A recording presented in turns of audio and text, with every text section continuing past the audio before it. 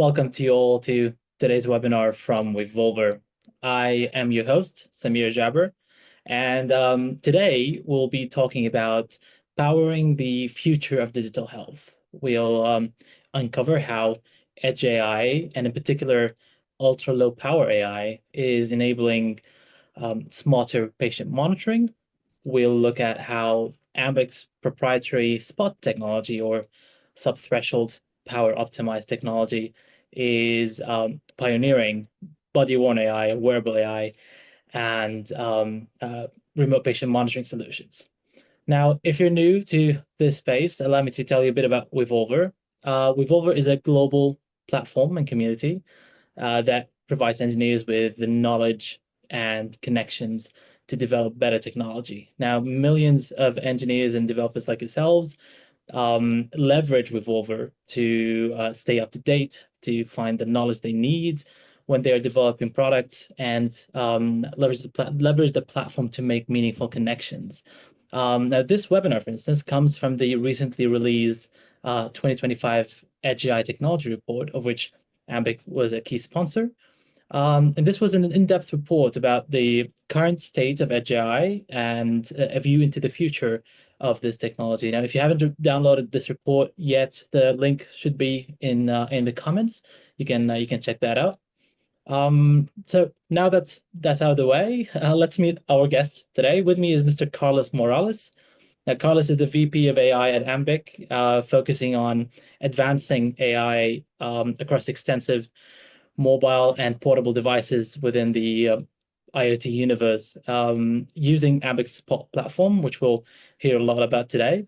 His strategic focus includes pioneering low latency AI-driven applications while reducing and minimizing energy consumption but through the implementation of local intelligent analytics. Now, Carlos brings over 3 decades of R&D experience from silicon to cloud, and he's had a distinguished career marked by significant technological innovations. I'll leave it to you, Carlos, to tell us more about it. So, Carlos, welcome. It's a pleasure to have you here. Thank you for having us, Samir. Great, Carlos. So before we dive in, could you tell us a bit about your background and what led you to work at this intersection of AI and so-called ultra-low power technologies? So the crazy thing is, I think before my career started, I was writing firmware. As a kid, that was what you did. I was just a super nerd. And when you're writing firmware for things like 6502 or Z80s, every cycle counts. I leave that behind. I go do all these crazy things in Silicon Valley. I go into AI. So I started working on AI back in 2016 at a company called Nirvana, a startup that was doing these 400 watt, 600 watt accelerators, right? Very different from the world that I'm working in now. And then I hear about Ambiq. And actually, the first time I heard about Ambiq, we were talking about the 10x power advantage. And you hear 10x and you think 10%. And then you listen to it again, like, no, that's 10x. And so that got my attention. And so you start thinking, you start imagining what you can do with a 10x power advantage. Even back, 5 or 6 years ago, that was huge. Now that we're scaling out AI everywhere, that's existential. Without a big power advantage, you really can't get good AI everywhere. Absolutely. Well, I mean, let's talk about Ambiq for a minute. I mean, for those who may not be familiar, how would you describe Ambiq's mission and where maybe the spot technology fits into the so-called sort of the broader landscape of Edge AI and digital health and healthcare? Right. So going way back to where it was started, it was started by our founder Scott Hansen, whose research project back in his university days was sub-threshold operation technology. And that was well over a decade ago where this started. Now, sub-threshold, you may have heard about it, is where you take a transistor's voltage levels and drop it to where the textbooks say they should stop working, right? Transistor isn't this digital thing. It's actually an analog device. And it just doesn't work as well as you lower the voltage. And it gets to the point where it shouldn't work.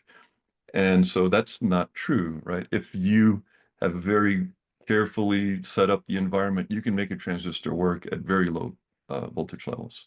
Mhm. I mean, the reason to go through all that work is because power is a square of voltage. So you drop the voltage by half, you get 4 times better power.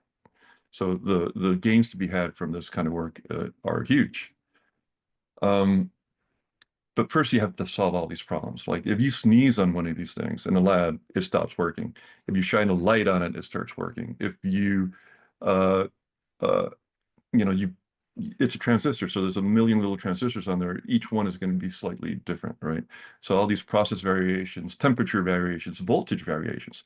As your battery winds down, voltage is changing all the time, right?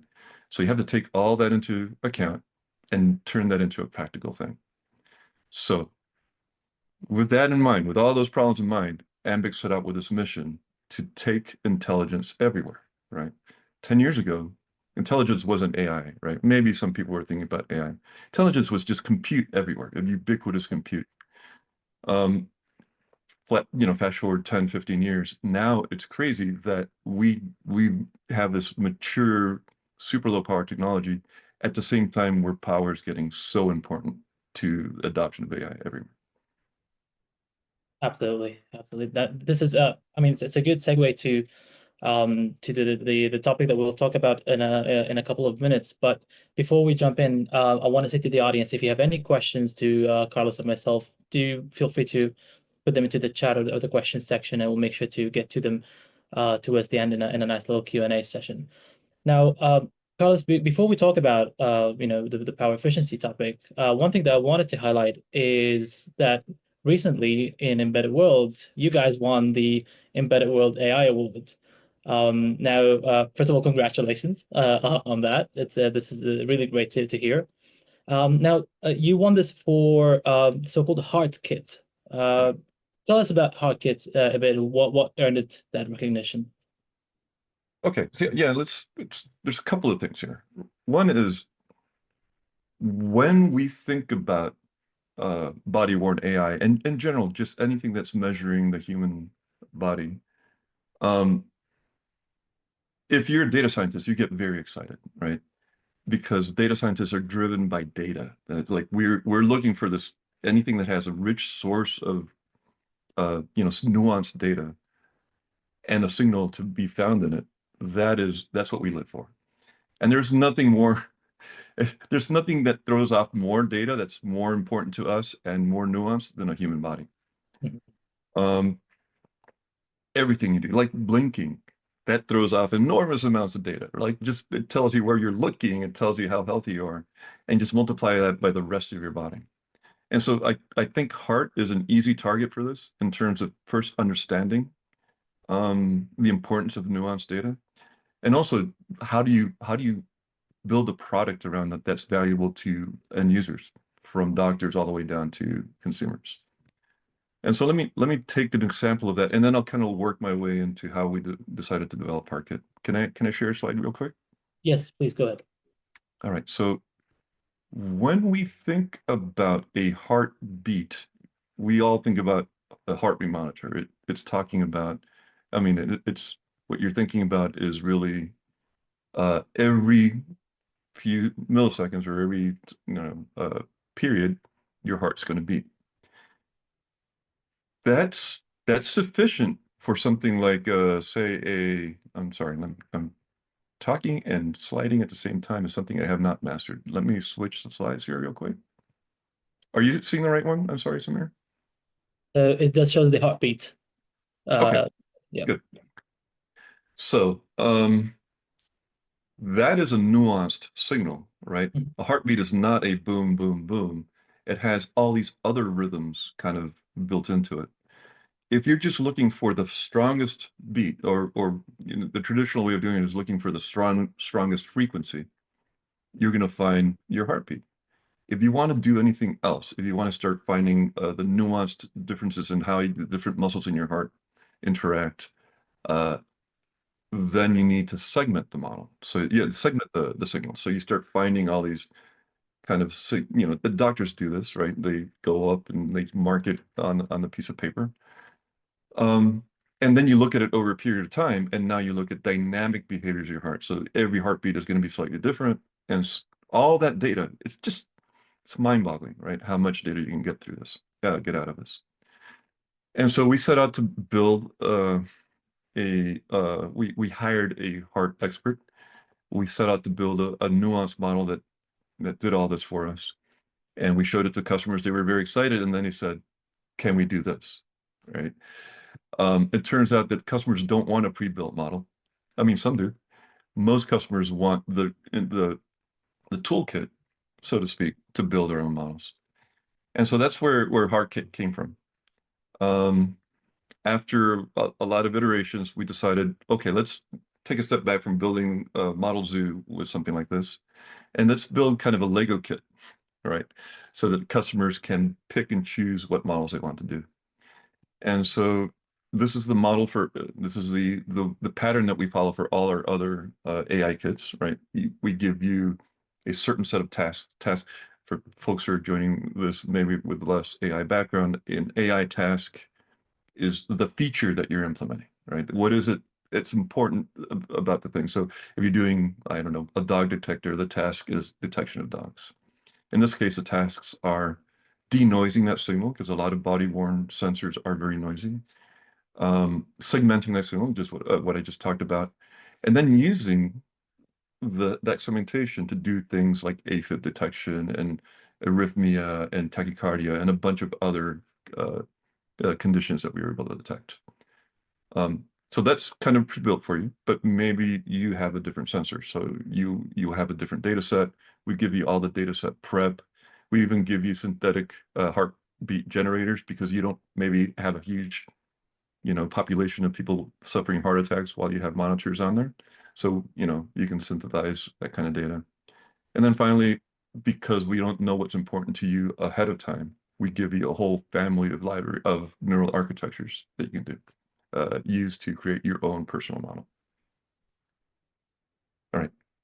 And Impressive stuff here. Oh thank yeah. you, thank you. Um, so one thing, and correct me if I'm wrong, you've open sourced Parkit, correct? So how have you seen the response so far for this? So we open source it for anybody who uses our hardware. It's on GitHub. There's no lock. You just go look at the code if you like. We trust you to follow the license. I it's overwhelming, right? We get a lot of inquiries from heart forward companies. Maybe they have a very good denoising algorithm, but they don't have a good AFib detection algorithm. So we mix and match. We get a lot of interest from universities as well. So this is a big time to market or accelerator to a university projects research program, right? A graduate student might want to use this. And I love that because that graduate student will be my customer a year from now. Absolutely. And I mean it's really I mean commendable to do that because this is a space where people or companies and or teams and research teams as well rely on one another to move forward, and it helps progress the technology really at a faster pace and a better way. So really great stuff there. Anything else we need to cover within the Hotkit world before we move into the technical stuff? Because I really want to get into the technical questions in a bit. Sure. And this I think is a bit of a lead into the technical questions as well. It's something that we don't emphasize when we talk about HardKit, um, is how insanely power efficient it can be, right? When you turn on all these models and you run them constantly, monitoring your heart, you can get about 35 days of that off a coin cell battery, like over a month of That's impressive. monitoring, running full AI, running all those four complex models. Wow, I mean that's really impressive. That's a great segue to my next section because I want to talk about this power efficiency I mean breakthrough in my opinion. So um, we all know battery life is or has been a major hurdle for remote monitoring devices, right? And it's a challenge that a lot of companies, a lot of people are dealing with.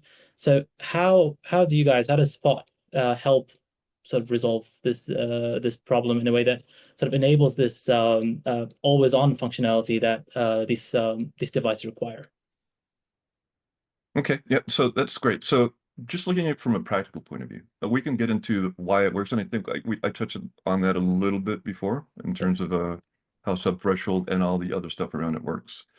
But the upshot is for our microcontrollers, you're able to get 3, 5, 10 times more compute for the same amount of joules. So think about it in terms of how much energy you're putting in, you're getting a lot more cycles.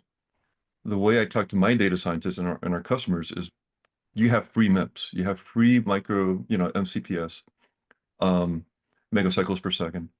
Use them, find a way to use them, right? In terms of AI, uh, first, there's more AI. I've talked to so many customers that had all these really cool models, audio models and so on, that were great demo models that they were not able to put into production because their battery would last a day.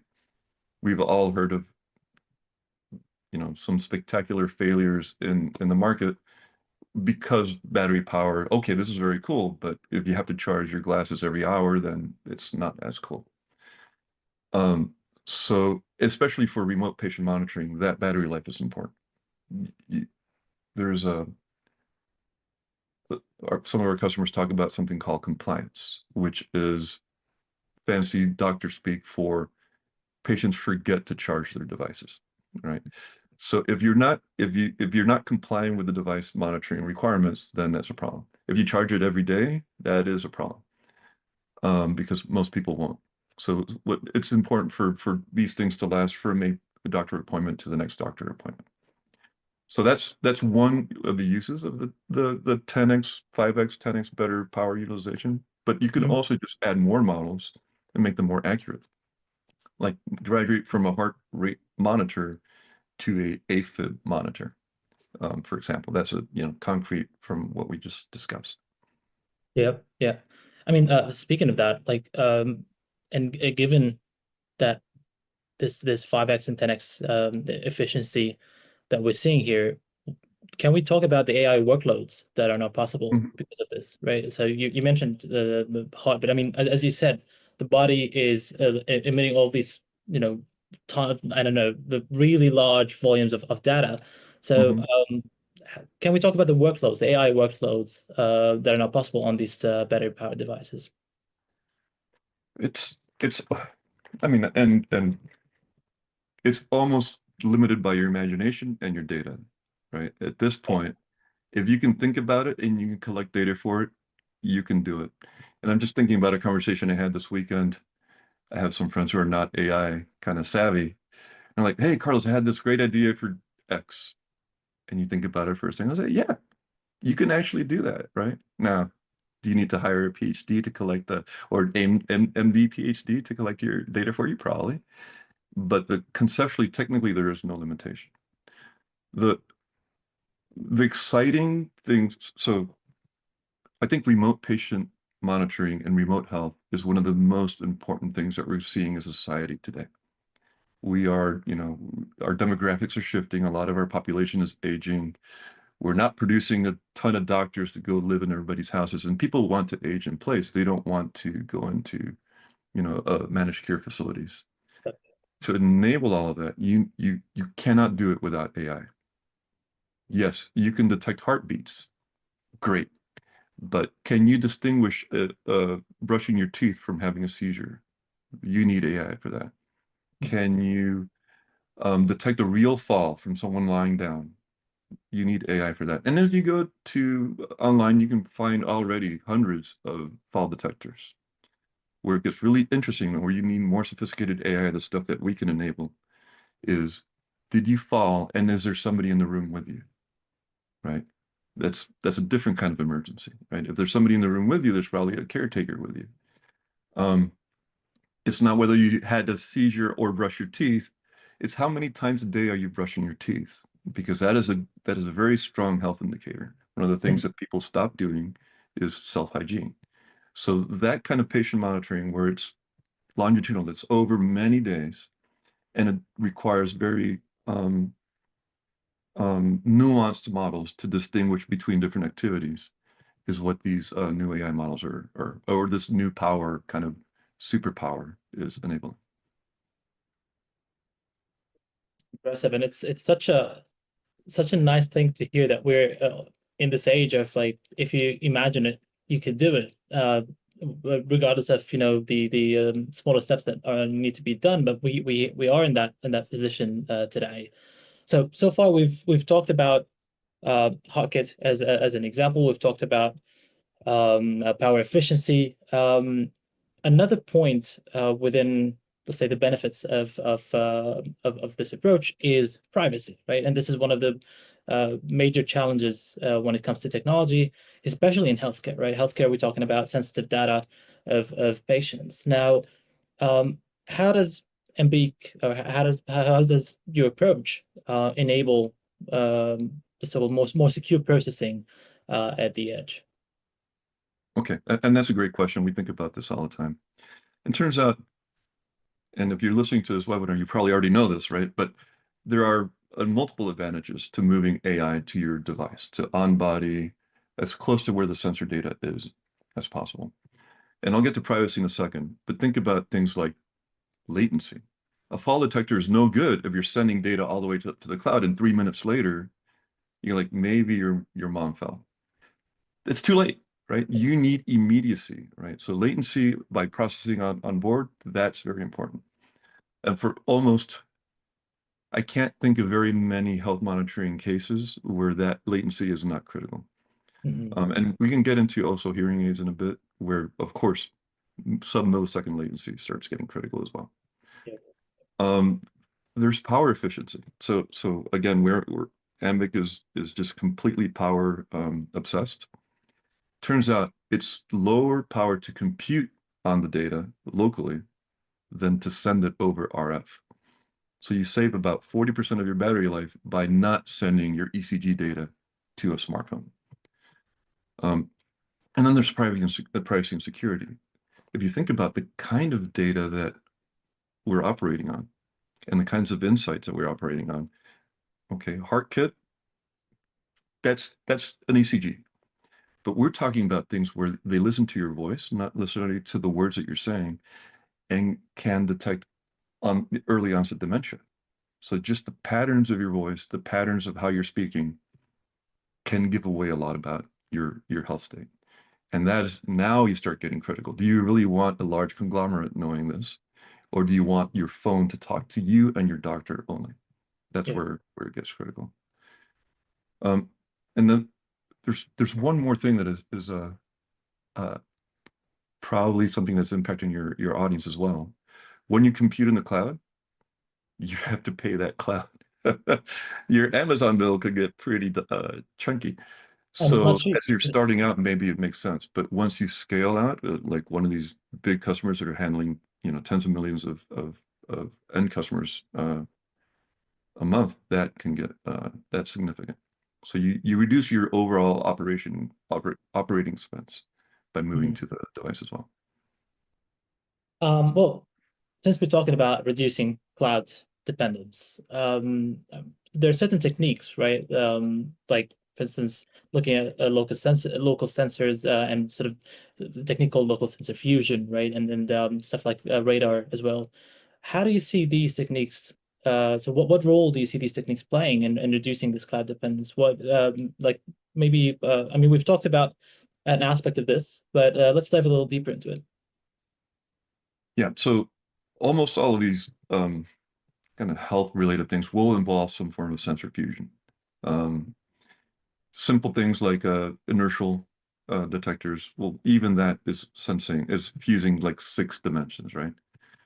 Um, but where it gets really interesting is where something is listening to you and monitoring your muscles and uh, muscles are your movement, um, and also maybe monitoring some environmental signals. And the more fusing you do, the more dimensional your data gets, the more you compute. So we're solving that by lowering the power, the cost of doing that compute. Um, and you alluded to millimeter wave radar. So the opposite, the other side of remote patient monitoring that's not body worn, a lot of it will be body worn, is instrumenting your house. So you're living in your house, you don't want to go into a remote on-site care. you start putting sensors in your rooms. Now, the early implementations of these were cameras. Mhm. And understandably, people get very nervous if you have a camera pointing at your bed or at your toilet in every room. This is where millimeter wave radar comes in because really what it looks like is a motion sensor. It doesn't have a camera. There's no lens. It can't really see your face. It can't really understand the position of your body, but not any of the personal details. And so people are a lot more comfortable putting these millimeter wave kind of detectors in their rooms. And if with the right AI, these things can do amazing things. This is the kind of stuff that can tell you, did you fall with somebody in the room? This can tell your doctor how many times you use the toilet. And this is, I know it's hard to talk about these things, but that is so important to health, right? Are you drinking enough water? So it can, with the right AI, with a sophisticated AI model running on that puck, you can actually deduce a lot about the health of your patient in that house without giving away too much privacy. Yeah, yeah. Uh, I mean, while you're speaking about this, the thing that's on my mind is like we're talking about real-time insights. We're talking about privacy, right? We're talking about power efficiency. Put these all in one bucket here. On the other bucket, we have the actual performance, right? That's the realistic sort of balance between, minimizing cost, minimizing cloud dependence, all that stuff, and making sure privacy is established, and the actual performance of the device. How Mhm. do you balance these? Are there any trade-offs, or sort of what is your approach? Because I mean, we've seen so many different technologies, so many different companies try to tackle this challenge, and it remains a challenge. So, what's your approach to it? Okay, so in AI, performance can mean two things. It can mean latency or it can mean accuracy. Yeah, And so what often happens is that you choose a smaller kind of model, something that will fit on an edge device, to do the initial analysis, right? You don't need to send ECG data every second to a cloud for analysis.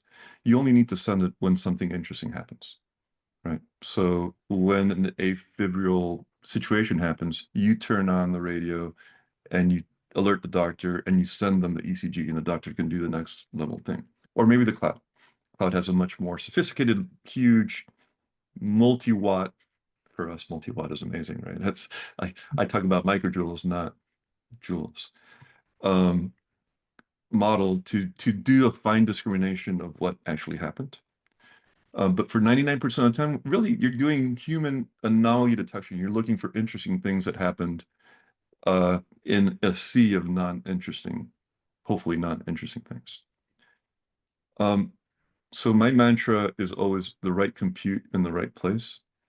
We find for time series, for things like motion and health and heart, I haven't found a model that needed more than what our MCUs can provide. As you get more sophisticated, perhaps, then maybe you do a little bit on the device and then you split it with the cloud where needed. right, right. Um, really interesting stuff. And actually, this hybrid relationship between the edge and the cloud is it's such a valid solution for a lot of applications, including healthcare, because you'll be benefiting from the real-time low latency aspects of the edge, and at the same time, while that is happening, giving you quick real-time decisions. You can rely on the cloud to do any analytics and any stuff that require more compute, that can give you more like feedback apart from the instantaneous things that you require, which is good for doctors as well. In a longer period of time, let's say. But as we're talking about this, I mean, you've mentioned a lot of different sort of applications, which is great. I mean, these are really exciting applications for this. Where do you see sort of the most momentum in terms of adoption of this technology? We've talked about wearables. We've talked about elderly care. Sorry. We've talked about fall detection, all that kind of stuff, or even chronic illness management. Uh, in your opinion, in your experience so far, where do you see the most momentum when it comes to adoption of this technology? I think it's a moving front. I think there's so much exciting things happening that are borderline science fiction that it's hard to say that there's one place that's exploding. except my email box. Uh, so we've talked about body-worn AI. One thing that we haven't touched on is the hearing related AI. I see a lot of science fiction like stuff happening there as well. Um, and that does require really kind of interesting levels of compute to the point where you can't do it unless you have very efficient battery power. Mhm. Um, I there is a lot of there is a race to the top. I like to say this, there's a race to the top. Like one company puts out this really sophisticated AI behavior, everybody now has to match that behavior.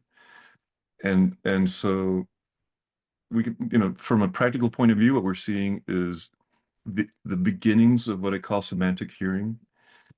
All right. So let's think about, let me take a step back. A few years ago, um, active noise cancellation was the big deal. It was a killer app, right? In the hearing aid, not hearing aids, earbuds kind of devices. It'd been around for decades, but it became a consumer, you know, uh, priority. If you don't have it, you're not going to get bought. Um, Pretty recently. Um, what I'm seeing now is the next step of that. Okay, you cancel the sound. How do you let sounds back in? Some sounds are important.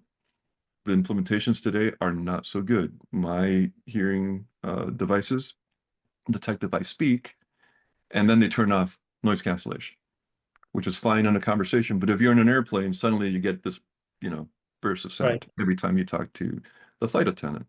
So you need something more nuanced. You need something that knows what a voice is, takes that voice alone and passes it through. So we're already seeing that. That's called speech enhancement or speech denoising, and then you mix it in with ANC. That is very important for some kinds of hearing aids. Like hearing aids are designed to amplify all noise. But if you're in a conversation, you want only the conversation through. You want all the dinnerware and the restaurant sounds, all that to go away. That's really hard. It turns out, well, you need an AI that tells you that you're in a restaurant and that you're in a conversation. That's one kind of model. We call Mhm. that acoustic environment detector.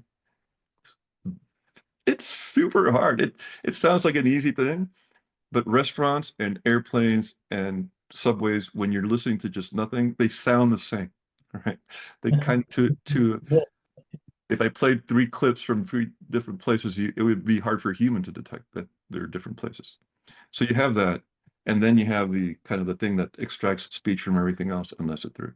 So that's, I think, where the state of the art is now. mhm. And then you look at the research. We're very sophisticated semantic hearing. So I can say I only want to listen to Samir, and it knows your voice, and it tunes out all the other voices, and I only listen to Samir. So imagine that you're somebody who does have a hearing deficiency. That is going to be extremely useful to you to carry on a discussion with your wife at a crowded restaurant and so on. So this kind Yeah. of stuff. That's the research part has been solved. Now we're just solving the practicality of the compute side of it. Yeah. I mean, really impressive. And I mean, even in terms of adoption, it's not just the actual technology working and doing its effort, but it's also people's perception of the technology and how they sort of allow it into their daily life and whether they accept it or not, right? Whether they feel it's foreign to their daily experiences or not. That's always a critical element of adoption. Um, so if we want to look to the next few years, and actually, before I do that, just another reminder to the audience, feel free to add your questions. We'll get to the Q&A session very soon, so please do add your questions so we can get to them by then. But yeah, if we look to the next few years, right? You mentioned how research is developing. You mentioned how adoption is happening, or at least the practical aspect of things. Where is Ambiq in this position? How are you evolving your technology? Is it primarily focused on body-worn AI? Are you focused more on home-based health, right? You mentioned sensors as well. Where do you see the next few years for Ambiq? That's a great question.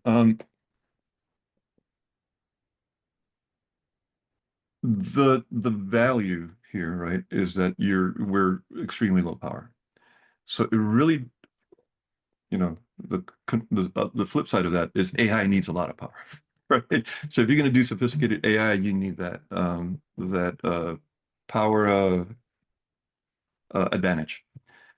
And so Ambiq is just executing on that strategy. So we know that low power will always be important. We are always driving that down. Every generation of Ambiq processor gets a lot more performance. The last jump was about a 10x performance improvement Mhm. in terms of AI specifically. So keyword spotter is running 10 times faster. Your speech denoiser is running 10 times faster. And at the same time, we lowered the power about 4x, 3 or 4x from our comparing against ourselves, right? We're our worst competition, right? We we take our sockets away from ourselves, which is um, always a good position to be in. So we're going to continue to execute on that.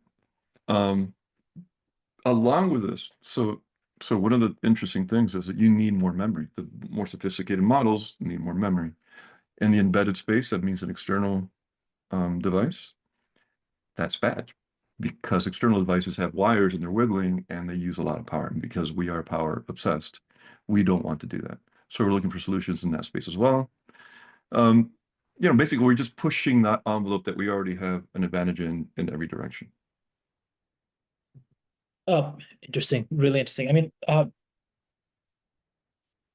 while you're talking about that, I'm just thinking, so healthcare is it's such a highly regulated space, right? It's something that requires you know, uh, compliance, but at the same time requires a lot of collaboration of different elements of the ecosystem as well.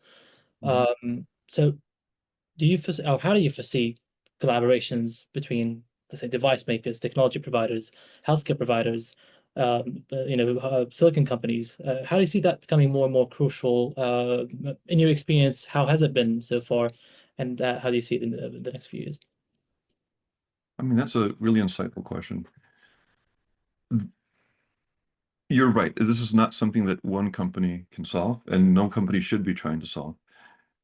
We operate mostly through partnerships. So we have partnerships with companies that dedicate themselves to sensor, like body sensors, not just body sensors, of course, all kinds of sensors. Just happens that those are real, the, the data coming from a body is so sophisticated that they all apply. Other than putting a camera in your face, uh, everything there is valid. Um, we also partner with some health kind of OEM type companies. A lot of our companies are in the health and fitness space. Mhm. So the companies that we've worked with. So they're actually kind of bleeding edge.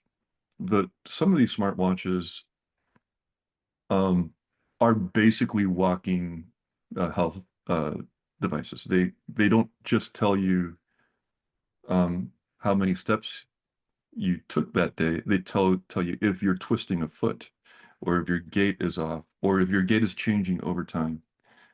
Um, so it's not a big step for them to go to, and you've seen some announcements recently, probably go from here's how you're running to here's a lot more information about your health.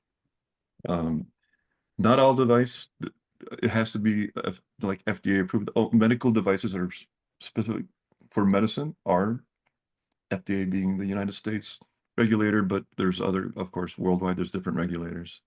And we let our customers, you know, if they want to deal with that pain, they deal with that pain. We help by being inherently private and secure. All right.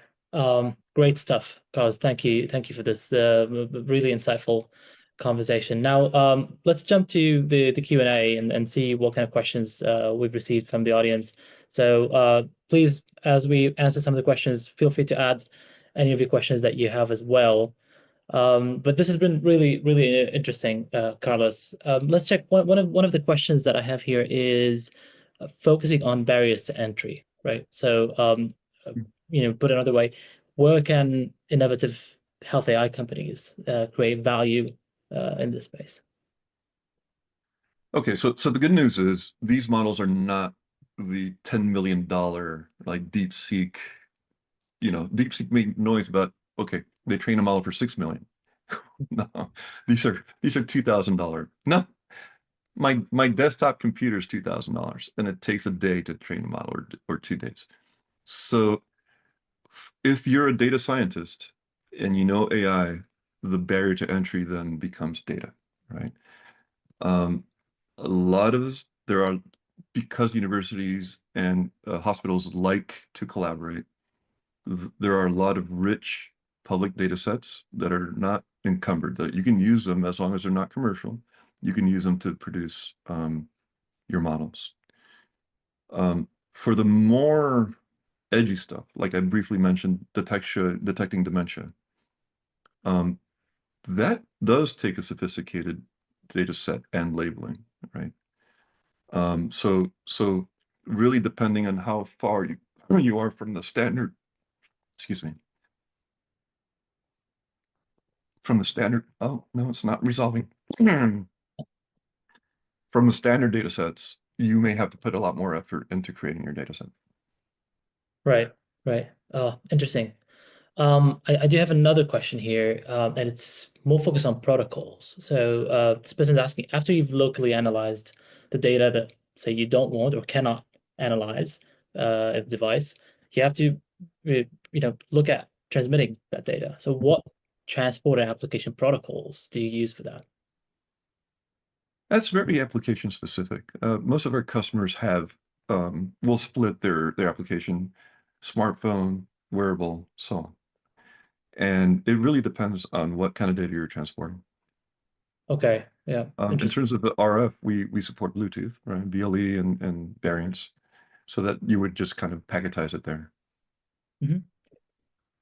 Um, and we've talked a bit about sort of the next few years and the sort of the expected applications as well. But on the horizon of Edge AI health in general, what kind of so-called killer apps do you see or do you envision maybe in the next year, couple of years? Because I mean AI is advancing really so fast that now I don't know which time frame to use anymore, you know. So how do you It's see? crazy, yeah. It's hard to keep up. I And this may actually fall into the start from the patient health and move into consumer. One, we touched on this, right? The semantic hearing.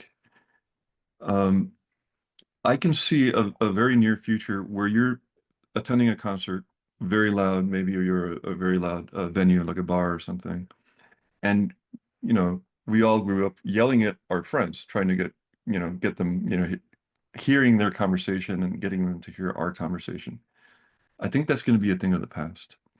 I think we're going to get to a point where a single knob on your hearing pods will let some amount of music through if you're at a concert and some amount of conversation through, and you will, uh, be able to tune that you went to a loud concert, maybe you want loud music. I think we're going to get to a point where you won't remember how it was to not have that, This is right? crazy to imagine, really. Well, the same way that if I ask you when did YouTube start, most people will get it wrong. People have been, YouTube is around forever, but no, it's pretty recent. Yeah. So we will get to that point in technology, and I think it'll start with a sophisticated hearing aids because that is a critical feature for over-the-counter and medical hearing aids, and it will move into the consumer space pretty quickly. Really impressive stuff. Carlos, I do want to say thank you so much for this discussion. I appreciate it. I've learned a lot today. Really, really great stuff. And to the audience, just a reminder. So we've had the 2025 AGI Technology Report that actually speaks to what Carlos has been talking about today when it comes to digital healthcare, and it speaks about other applications and other industries as well. So go check it out if you haven't already. It's in the comments. You can check the link there and download it for free. And you can even see Ambiq's featured piece in that report, which is really, really insightful as well. So, Carlos, thank you so much again. Really great speaking with you, and I'm really looking forward to continuing this discussion at some future point as well. And to the audience, thank you for joining us. We hope you found it insightful as well, and I really look forward to seeing you all in the next webinar. Thanks. Cheers. Thanks, man.